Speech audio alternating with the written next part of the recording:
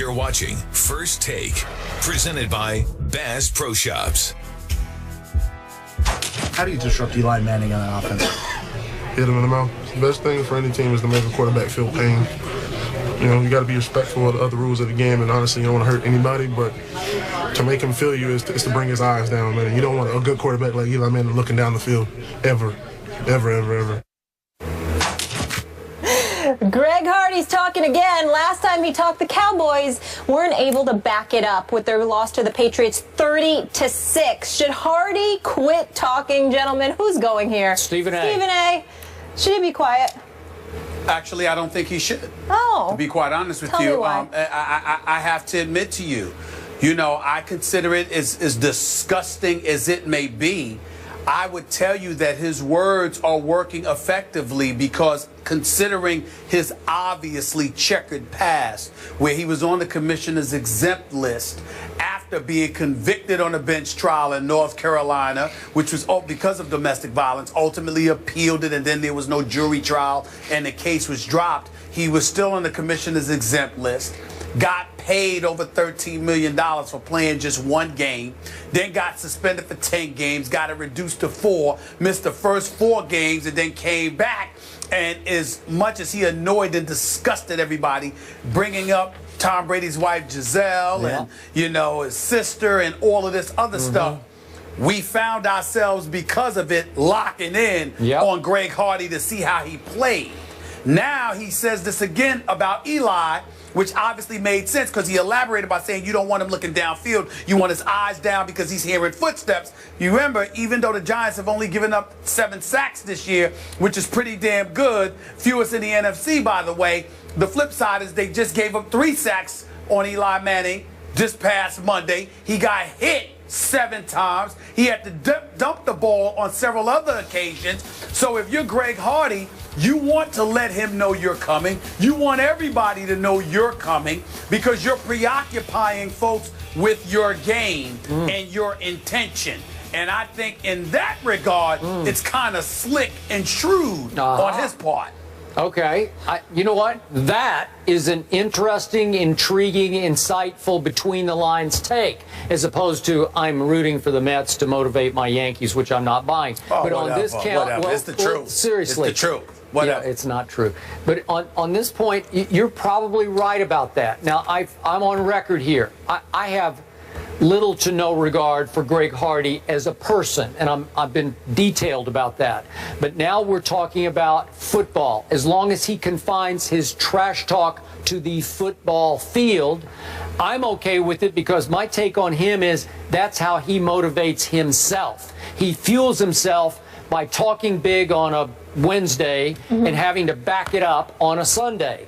And at least for a half against the great Tom Brady, I thought he backed it up. He was talking about flashing on your TV screen. He flashed all over my TV screen, and I'm happy, at least this Sunday, he will be flashing on my TV screen at Giant Stadium, and I am now sitting next to the biggest Eli Manning fan in the history of fandom right here. Monday. I can't wait. You're going to wear his jersey, she says, on Monday when they win, which means you will not be wearing his jersey on Monday. But I'm sure you are offended by this hit him in the mouth kind of talk, but that's just weak typical. People need to do that. They need to build themselves up. Other people don't need that kind of motivation. Need to do that. Yeah, they don't. Well, I don't think he qualifies as a weak person. I will be objective. I'm kidding. The last time Greg Hardy did face Eli, though, he sacked him 3 times. You do have a reason to be concerned. I do. Because it's not like he's lying. I mean, you got to remember, Skip, not only can he get to the quarterback, the reason why he's in a position to talk smack is because it's not like Eli can hit him back. Even if Eli gets the ball off, that doesn't mean that Greg Hardy's not going to hit him. Correct. So if there's ever an individual that can talk, it's a defensive lineman because he gets to come at you. And you got to pray that Flowers protects you and doesn't give up a sack like he did Monday night against the Eagles. So both of you are very worried for Sunday's game. No, I'm not. See you Monday after they win. Can't wait. Be there. The Cavs finally lock up Tristan Thompson, so they shouldn't be as worried, to a 5-year deal, and he shows his pride on IG last night. So can the Cavs big man live up to those big dollars? Skip and Stephen A. will get into that on the other side of the break. San Antonio Spurs waived Jimmer Fredette on Wednesday after a fantastic career at BYU, including leading the nation in scoring and AP National Player of the Year in 2011. Jimmer was drafted 10th overall in the 2011 draft. In his 4 years in the NBA, Jimmer's averaged just over 6 points a game for 3 different teams while starting only 7 games. Skip, what's happened to Jimmer? Stephen A. Smith. What happened to Jimmer is the Sacramento Kings got blinded by his college height. He was as hyped a college basketball player as we have ever seen to me. He was the face of college basketball in his last year at BYU, which happened to have been his 4th year at BYU. So we're not talking about one and done or two and done. We're talking about graduating and done, and then suddenly being picked 10th overall by the Sacramento Kings, when in fact, Jimmer Fredette shouldn't have been drafted at all. And again, just to drive this home, he's picked 10th by the Kings that year, 1 pick ahead of Klay Thompson, 5 picks ahead of Kawhi Leonard, 20 picks ahead of Jimmy Butler, and I could go on and on. And I'm not being a hypocrite here. I'm not using 20/20 hindsight. Stephen A., right hand above here. I sat in this chair that whole year. You weren't with me yet. And I said again and again, nope, he's a great college player. And I don't toss that word around loosely. He was great in college basketball. He was great for college basketball. I enjoyed watching him. I looked forward to those games. But I said he cannot play pro basketball. He's not quick enough. He won't consistently be able to get his shot, his jump shot in pro basketball. And most of all, there are 2 ends to that floor, as the Spurs have taught the league. And I didn't see Jimmer play much, if any, defense in college basketball, let alone what I thought he could or could not do in pro basketball. So he immediately became a defensive liability who couldn't really score in pro basketball the way he did in college. So he played 229 pro basketball, NBA basketball games. 3 times in 229, he actually scored more than 20 points. And I was surprised to find that he'd even done that, because he just wasn't good enough. And I know this is a controversial subject, Stephen A., but I'm going to throw it out there again. It's come up many times on the show before. I am very obviously a white guy, and I am often skeptical going into drafts of American white guys. Why? Because history tells me I should be skeptical of American white guys going into the draft. Never since Larry Bird have we ever had a white American NBA player even close to Larry Bird. There was a John Stockton, obviously. There was a Chris Mullin. There was a Kevin McHale. These are great players, but there haven't been very many of them, and none of them was a Larry Bird. And you know, Chandler Parsons knocked out, his Florida team knocked out Jimmer's team in the NCAAs that year. Chandler Parsons is a nice player. We just talked about Kevin Love. He's a nice, very good player. Larry Bird, no. Superstar, no. And I can give you, we don't have time to go through the reams and reams of data on this, but it's often been a bad idea, especially in the lottery, to take an American white kid. I'm just throwing it out there because history will back me up on this. And this was a classic case, as was Adam Morrison a few years before that. And I sat right in the same chair. 2006. Yeah. And I said, Adam Morrison can't play. And I know it was Adam Morrison versus J.J. Redick. And by the way, J.J. has turned into a nice NBA player. He is a starter, and he can flat out carry his weight as a shooter, and he'll play a little defense for Doc Rivers. So I get all that. But still, Jimmer was a bad idea because the Sacramento Kings bought into the hype.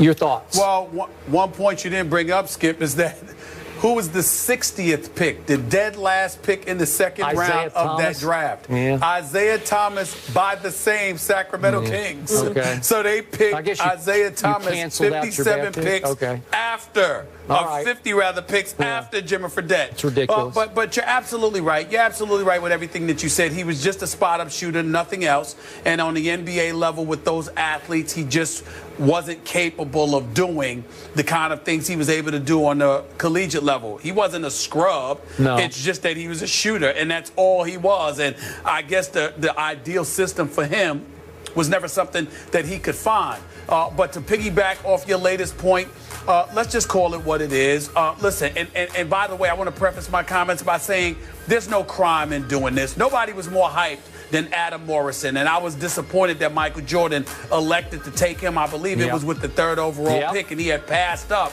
on Brandon Roy, who, by the way, if his knees never went bad, this dude would have been a star in the league. Now, Michael Jordan and folks down in Charlotte never fully acknowledged it, but obviously you thought about Adam Morrison, you thought about Charlotte being the Bible Belt, and if you had a white American star, you know, there are people, accurately or not, who are of the belief that that's going to generate a buzz, fill up seats, and ultimately allow you to monetize your product a bit better. It's just that way. We ain't going negativity. We ain't talking racism or all of this other stuff.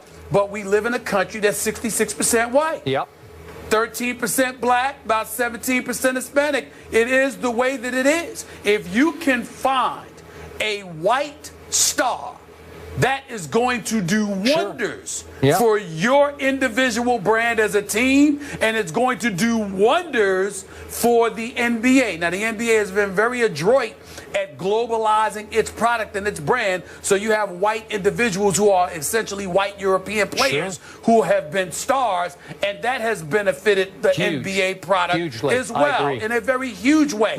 But it would pale in comparison if you had a white guy from America that could be a Dirk Nowitzki. If you're, I don't care how great Dirk Nowitzki's a future Hall of Famer. No matter how great Dirk Nowitzki is, in terms of marketability, he ain't no Larry Bird. No. If you found another Larry Bird, you have hit the jackpot. You would hit the jackpot. And I think to some degree, I think there isn't an NBA team with sense that wouldn't salivate for the opportunity to do that. Not that Jimmy Fredette was ever going to be that, and they knew better than that, but you were hoping, you know, to find a genie in a bottle and have Jimmy Fredette come in and light the league up from long range, particularly the way the game had changed and facilitated the advent of more shooters. It just didn't turn out that way because he wasn't good enough. But we understand the intent, and the intent is going nowhere. They'll still look for those kind of players in the future. The best way, quickest way to fill your seats of your arena is to win basketball games. And you better pick a guy, and if he happens to be white, but he can still help you win a whole lot of games, good for you. Jimmer could not help you win games. Well, you know, it's not just about winning. It's about selling. It's about selling products off the court as well. You know, that's what I'm saying. I got it. 100%. All right, moving on, guys. After vowing to get after Tom Brady last week, Greg Hardy is chirping again, and this time, oh, this one's personal for me. It's at Eli Manning. We'll tell you what he said when we return. Giants, Cowboys. Can't wait. Skip Bayless. Now it's personal. Yeah. It is. It's personal.